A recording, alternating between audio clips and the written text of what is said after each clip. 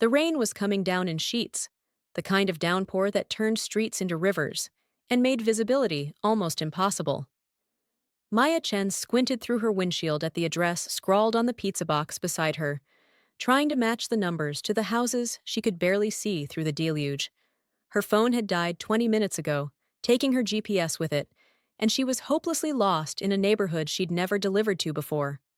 The houses here were massive, set back from the road behind gates and walls, the kind of place where people had money and security systems and probably didn't order pizza at 10 o'clock on a Tuesday night. Except someone had. Someone at 2247 Riverside Drive had ordered 2 large pizzas with very specific toppings and paid with a credit card that had gone through without issue. Maya needed this delivery, needed the tip that would hopefully come with it, needed every dollar she could scrape together, because rent was due in 3 days, and she was still 200 short. So she drove through the rain, peering at house numbers that were either hidden behind landscaping or completely absent, until she saw what looked like it might be the right address on a stone pillar beside a driveway. The gate was open, which seemed unusual for a house this size, but Maya didn't question it. She pulled up the long driveway, grabbed the pizza boxes and the insulated bag, and ran through the rain to the front door. The house was enormous, all stone and glass, and architectural drama, with lights blazing from multiple windows. Maya pressed the doorbell, heard chimes echo from inside, and waited, shivering in her wet uniform shirt. Nothing happened. She waited another minute, then pressed the bell again. Still nothing. She was about to give up, about to call the restaurant from the car, and tell them she couldn't find the customer, when she heard something from inside. A baby crying, not the fussy cry of a tired infant, but the desperate wail of a child in distress. Maya's maternal instincts, honed by years of babysitting younger siblings and cousins, kicked in before her common sense could stop her. She tried the door handle. It turned. The door swung open, and the crying got louder, more urgent. "Hello!" Maya called out, stepping into a foyer that was bigger than her entire apartment. Marble floors, a chandelier that probably cost more than her car, a sweeping staircase that looked like something from a movie. "Pizza delivery? Your door was open, and I heard—" She followed the sound of crying down a hallway, pizza boxes still in her hands because she didn't know where else to put them, until she reached what looked like a living room. And there, in the middle of all that expensive furniture and tasteful decor, was a man holding a screaming baby. The man looked up when Maya entered, and she felt her breath catch. He was striking in a way that went beyond simple handsomeness, with dark hair disheveled like he'd been, running his hands through it, sharp features etched with exhaustion, and something that looked like desperation, and eyes so dark they were almost black. He wore suit pants and a white dress shirt with the sleeves rolled up, no jacket, no tie, and there were stains on the shirt that Maya recognized as spit up. The baby in his arms, maybe 2 or 3 months old, was red-faced and screaming, tiny fists waving in the air. "I didn't order pizza," the man said, and his voice was rough, strained, holding on to control by a thread. "Oh," Maya said, looking down at the address on the box. "Is this 2247 Riverside Drive?" 2247 Riverside Court, the man corrected. Drive is the next street over. "Shit," Maya muttered, then immediately apologized. "Sorry, I'm lost. My phone died, and I've been driving around for 20 minutes, trying to find the right house."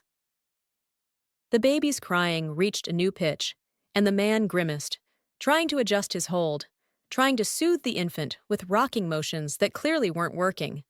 Maya saw the moment he reached his breaking point, saw something crack in that controlled facade. "I don't know what to do," he said, and there was raw honesty in his admission. "She won't stop crying. I've fed her, changed her, tried everything I can think of. I don't know what she needs." Maya should have left, should have apologized for the intrusion, found her way back to her car, delivered the pizza to the correct address. But she looked at this clearly desperate man with his screaming baby, and she couldn't just walk away.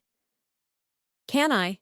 she asked, setting the pizza boxes on a nearby table and holding out her arms. The man looked at her like she was offering him salvation.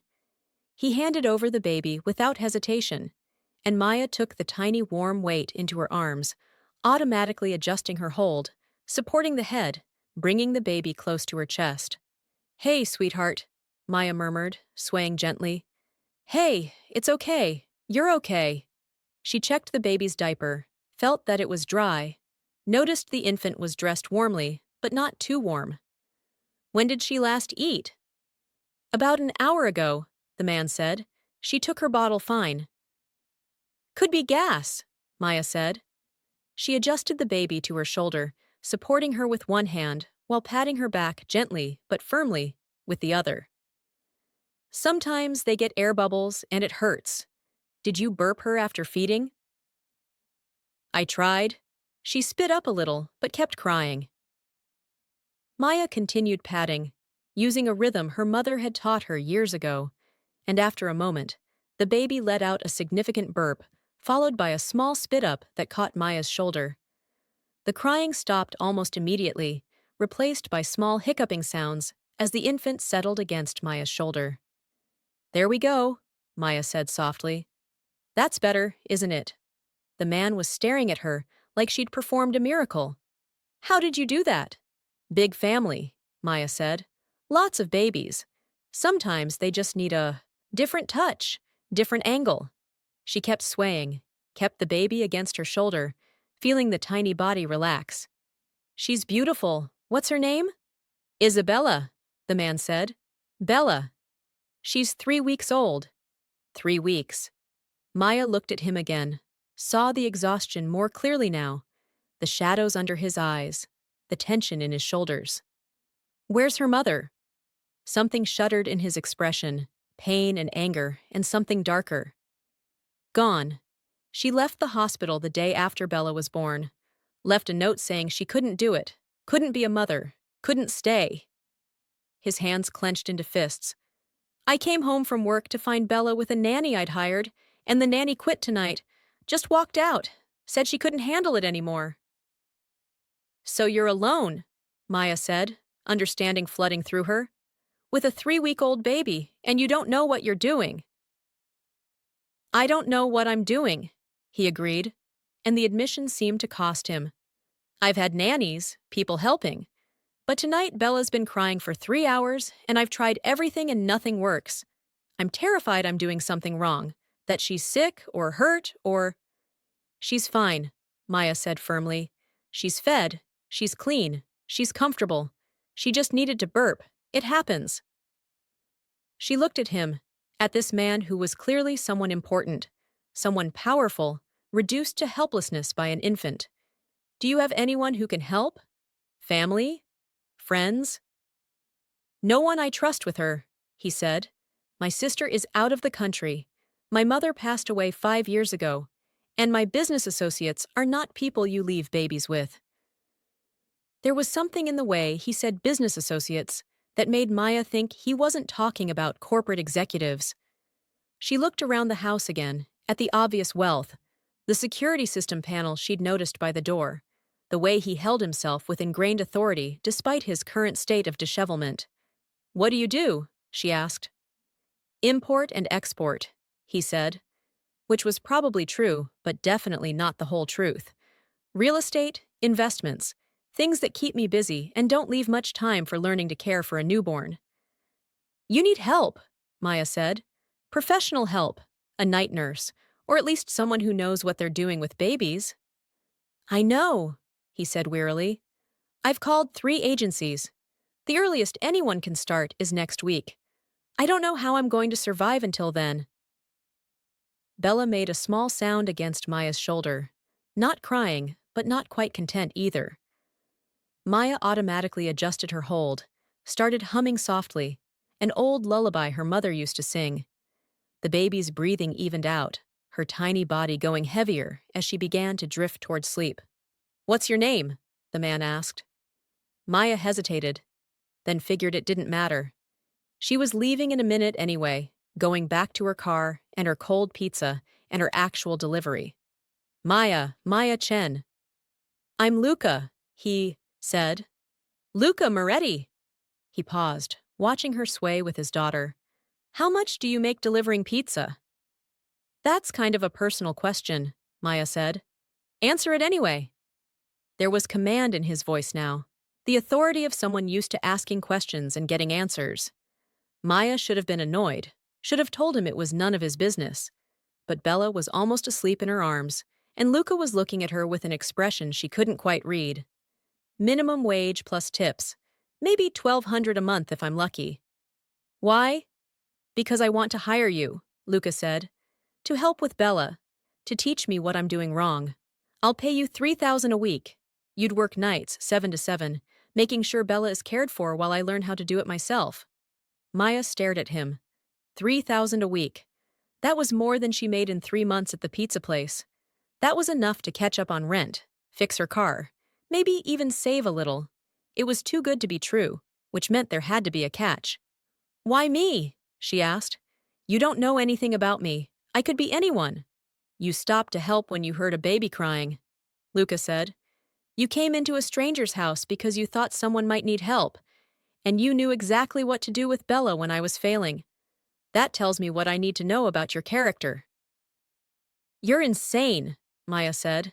You can't just hire a random pizza delivery girl to help with your baby. Watch me. Luca pulled out his phone, tapped something, and Maya's pocket buzzed. She shifted Bella carefully to look at her phone, which had somehow come back to life. There was a notification of a payment app transfer. $3,000. That's your first week. You start tonight. I have a delivery to finish, Maya said weakly. I'll pay for the pizza. I'll pay your boss for the rest of your shift. Actually, I'll pay your boss to let you quit. How much notice do you need to give? This is crazy, Maya said. But she looked down at Bella, now sleeping peacefully in her arms, and thought about $3,000 a week. Thought about not worrying about rent, about bills, about whether her car would make it another month. Thought about this man who was clearly out of his depth, but trying so hard to do right by his daughter. I need references, Luca said. A background check. But I'm a good judge of character, and my instincts about people are rarely wrong. Stay tonight. Help me with Bella. Tomorrow we can make it official if you want to continue. Maya should have said no. Should have handed him his daughter, taken her pizza boxes, and run. But she looked at Bella's peaceful face, at Luca's exhausted hope, and heard herself say, Okay, one night. We'll see how it goes. Relief washed over Luca's face, so profound it was almost painful to witness. Thank you, Maya. That first night was long. Maya showed Luca how to properly burp Bella, how to swaddle her so she felt secure, how to read her cues for hunger versus tiredness versus needing a diaper change.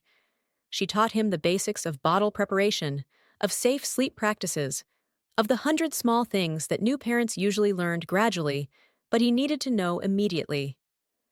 Around 3 in the morning, with Bella finally sleeping soundly in her bassinet and Luca looking slightly less terrified, Maya made them both coffee in his enormous kitchen.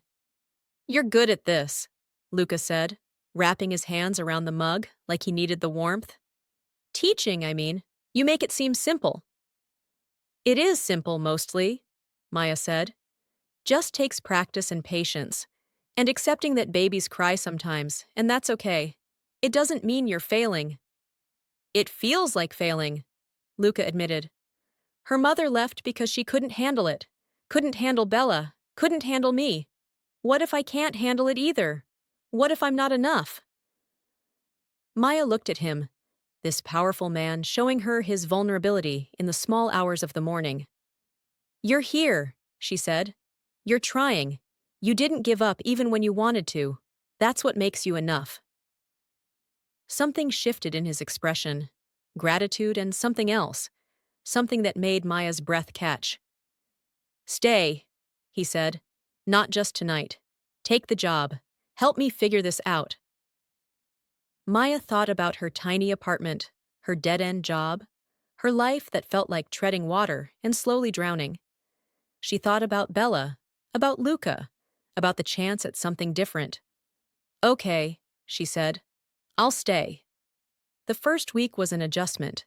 Maya quit the pizza place, enduring her manager's anger, with the knowledge that she was walking away from minimum wage and into something that paid her what she was worth. She moved into Luca's house, into a guest room that was bigger than her entire former apartment, with her own bathroom and more space than she knew what to do with. She worked nights, from 7 p.m. to 7 a.m., caring for Bella and teaching Luca everything she knew about infant care. He was a quick learner, attentive and dedicated, but he was also clearly someone important who got urgent phone calls at odd hours and sometimes had to leave for meetings that Maya suspected were business she didn't want to know about. She saw other things too. The security system that was more sophisticated than anything she'd seen. The men who came to the house sometimes, who looked at her with assessing eyes and called Luca boss with genuine respect. The careful way Luca never quite explained what he did, where he went, why there were sometimes strange hours where he came home tense and wouldn't talk about why. Maya wasn't stupid. She'd grown up in a neighborhood where organized crime was a known presence, where certain families had certain reputations. She recognized the signs, and she made a choice to not ask questions, to focus on Bella, to take the money and the opportunity and not dig deeper into things that could get her in trouble. But she couldn't help noticing Luca himself. The way he was gentle with Bella despite his obvious power. The way he thanked Maya for her help like she was doing something extraordinary instead of just her job. The way he looked at her sometimes, when he thought she wasn't watching, with an expression that made her heart do complicated things. 2 weeks into her new position, Maya woke up at 6 in the evening to find Luca in the kitchen making dinner. Not ordering in, not having some chef prepare something, but actually cooking, with an apron on and flour on his hands. "You cook?" Maya asked, surprised. "My mother taught me," Luca said. "Before she died. She said a man who couldn't feed himself was useless." He gestured to the cutting board where he was preparing vegetables. "I'm making pasta. Will you eat with me? Before your shift starts?" It felt intimate somehow, this domestic scene, but Maya found herself nodding. "Sure. Can I help?" They cooked together, moving around the kitchen with an ease that surprised them both. Luca told her about his mother, about growing up in this house, about taking over his father's business too young and learning to be hard when he wanted to be soft. Maya told him about her family, about being the oldest of 5, about her parents who worked 3 jobs between them and still struggled to make ends meet. "Is that why you took this job?" Luca asked. "To help them?" "Partly," Maya admitted, "and partly because I was drowning in my own life, and you offered me a lifeline." "I think it's the other way around," Luca said quietly. "You saved me that first night. I was ready to fall apart, and you walked in and made everything manageable." Their eyes met, and Maya felt something shift between them, something dangerous and exciting and completely inappropriate given their circumstances. She looked away first, focusing on the pasta she was draining. Dinner was delicious, comfortable, filled with easy conversation and shared laughter. Bella woke up halfway through, and they took turns eating while the other held her, passing her back and forth like they'd been co-parenting for years instead of weeks. After, as Maya prepared for her shift and Luca got ready to hand off Bella and head to bed, he caught her hand. "Thank you," he said, "for this, for everything." "It's my job," Maya said, but her voice came out breathless. "It's more than that," Luca said, "and you know it." He was right. It was more than a job. She cared about Bella, cared about helping her thrive. And she was starting to care about Luca too, about this complicated, dangerous man who was trying so hard to be a good father. Over the following weeks, the lines between employer and employee, between caregiver and co-parent, began to blur. Luca started staying up later, spending time with Maya and Bella instead of going straight to bed. They developed routines, inside jokes, the kind of comfortable intimacy that came from shared responsibility and late-night conversations. Maya learned more about him, about the empire he'd inherited at 22 when his father died, about the choices he'd made, the moral compromises, the way he tried to do right by his people, even when the business itself was morally gray. About the woman who'd left him with Bella, who he'd thought he loved until she showed him exactly how little she cared. Luca learned about Maya, too. About her dreams of maybe going to school someday, studying child development or education. About her complicated relationship with her family, loving them but feeling suffocated by their expectations. About the abortion she'd had at 19, the choice she didn't regret, but still thought about sometimes. They were building something, Maya realized. Not just a working relationship, but something deeper, more complex. And it terrified her. One night, 2 months into her employment, everything changed. It was 3 in the morning, Bella was asleep, and Maya was in the kitchen making tea when Luca came home from one of his meetings. He looked terrible, tension radiating from him in waves, his hands clenched into fists. "Luca?" Maya said, concerned. "What happened?" "Nothing," he said shortly. Then, "Everything. There's a situation. A problem with one of my business partners. It's being handled." "Are you okay?" Maya asked. "I'm fine," Luca said, but he wasn't. He was wound tight enough to snap, and Maya could see him struggling to maintain control. She made him sit at the kitchen table, made him drink the tea she'd prepared, sat across from him, and waited. After a long moment, he started talking. Not about specifics, not about details that could implicate her, but about the weight of responsibility. About always having to be the one who made the hard choices. About being tired of violence and threat and living in a world where every relationship was transactional. "Except with you," he said finally, looking at her with raw honesty. "With you and Bella, I get to just be Luca, not the boss, not the heir to the Moretti empire, not the man everyone fears. Just a father learning to change diapers and make bottles. Just a man who looks forward to coming home because there's someone who sees him as human." Maya's heart clenched. "Luca!" "I know I shouldn't say this," he continued. "I know you work for me, and that creates a power imbalance. I know my life is complicated and dangerous, and not what you signed up for. But I need you to know that you matter to me. Both of you. You've become essential." "You matter to me, too," Maya whispered, unable to deny it anymore. "But this is complicated. You're my boss. And your life, your business. It's not something I know how to navigate." "Then let me teach you," Luca said. He reached across the table and took her hand. "The same way you taught me about Bella. Let me show you my world, the real version, not the sanitized one. And then you can decide if it's something you can accept." Maya should have pulled her hand away, should have maintained boundaries, kept things professional. But she didn't. She held on, feeling the warmth of his skin against hers, and nodded. Over the following weeks, Luca slowly revealed the full scope of his operations. The legitimate businesses that were real and profitable. The less legitimate ventures that provided most of his income. The network of loyalty and obligation that held his organization together. The violence that was sometimes necessary. The moral lines he'd crossed. The man he'd become in order to survive and protect what was his. Maya listened, processed, tried to reconcile this information with the man she'd come to know. The man who was gentle with his daughter, who cooked dinner and asked about her day, who stayed up late teaching himself lullabies in a language his mother had spoken. "I should be horrified," she said one night, after he'd told her about a situation that had required intimidation and threat. "I should want to leave." "But you don't," Luca said, and it wasn't a question. "No," Maya admitted. "I don't. I don't know what that says about me." "It says you see the full picture," Luca said. "Not just the sanitized version people prefer. It says you're willing to accept complexity." They were in dangerous territory now, both of them aware of the attraction that had been building, the connection that went beyond employer and employee. One night, when Bella was sleeping and the house was quiet, Luca kissed Maya for the first time. It was soft, tentative, giving her every opportunity to pull away. But Maya kissed him back.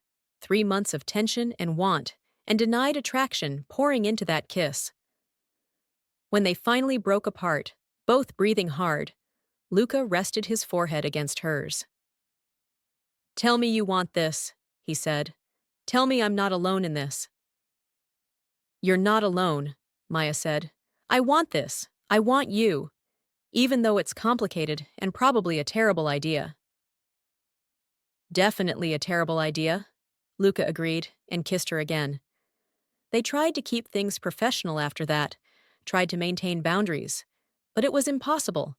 The attraction was too strong, the connection too deep. They started spending more time together, not just during Maya's shifts, but during her days off too.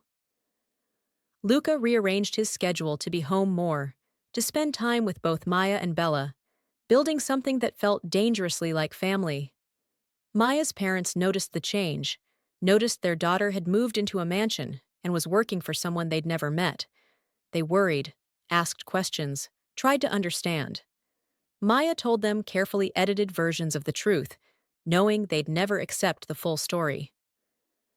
4 months into her employment, Luca's business faced a serious threat. A rival family was making moves, trying to take over his territory. There were meetings, negotiations, the kind of tension that filled the house, and made Maya nervous. One night, Luca came home late, blood on his shirt that Maya desperately hoped wasn't his. She was sitting in the kitchen with Bella, who was now 5 months old and smiling and perfect, when he walked in. "Is it yours?"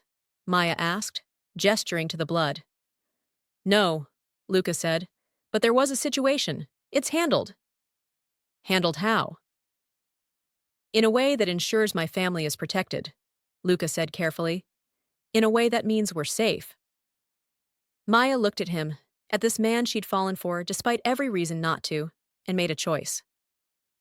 "Okay," she said. "Okay." "Okay," Luca repeated, surprised. "I'm in this," Maya said. "All the way in, whatever that means. I love Bella, and I love you. And I'm choosing to accept what that means, what your life means." Luca crossed the kitchen in 3 strides and pulled her into his arms, kissing her with desperate relief. "I love you too," he said against her mouth. "I love you, Maya. I'll protect you, both of you. I swear it." "I know," Maya said, and she did. For all his complications, for all his moral ambiguity, she trusted Luca to keep them safe. They officially became a couple after that, though Maya kept her separate room to maintain some propriety in front of Luca's business associates. But most nights, after Bella was asleep, Maya ended up in Luca's bed, wrapped in his arms, building the kind of intimacy that came from complete honesty and acceptance. 8 months after Maya had knocked on the wrong door in the rain, Luca proposed. Not with grand gestures or public displays, but privately, in Bella's nursery, while they watched her sleep. "Marry me," he said, pulling out a ring that was beautiful but not ostentatious. "Be my partner. Be Bella's mother, officially. Build this life with me." Maya thought about the girl she'd been 8 months ago, delivering pizzas and barely surviving. She thought about how much had changed, how she'd become essential to this small family, how she'd found purpose and love in the most unexpected place. "Yes," she said. "Yes, I'll marry you." The wedding was small, family and close associates only. Bella was the flower girl, at 9 months old, more interested in eating rose petals than scattering them, making everyone laugh. Maya's parents came, still not entirely comfortable with Luca's world, but accepting their daughter's choice. Luca's sister flew in from Milan, embraced Maya warmly, and told her she'd saved her brother's life in more ways than one. After, at the reception, Maya found herself standing with Bella on her hip, watching Luca talk to one of his associates, and felt overwhelming gratitude. She'd gotten lost in the rain, knocked on the wrong door, and found everything she'd never known she was looking for. Luca caught her eye across the room and smiled, that real smile that transformed his face, and Maya smiled back. They'd built something impossible, something that shouldn't work but did. A family forged from chance and choice, from desperation and hope. from a crying baby and a pizza delivery that went to the wrong address. Sometimes, Maya thought, getting lost was exactly what you needed to find your way home,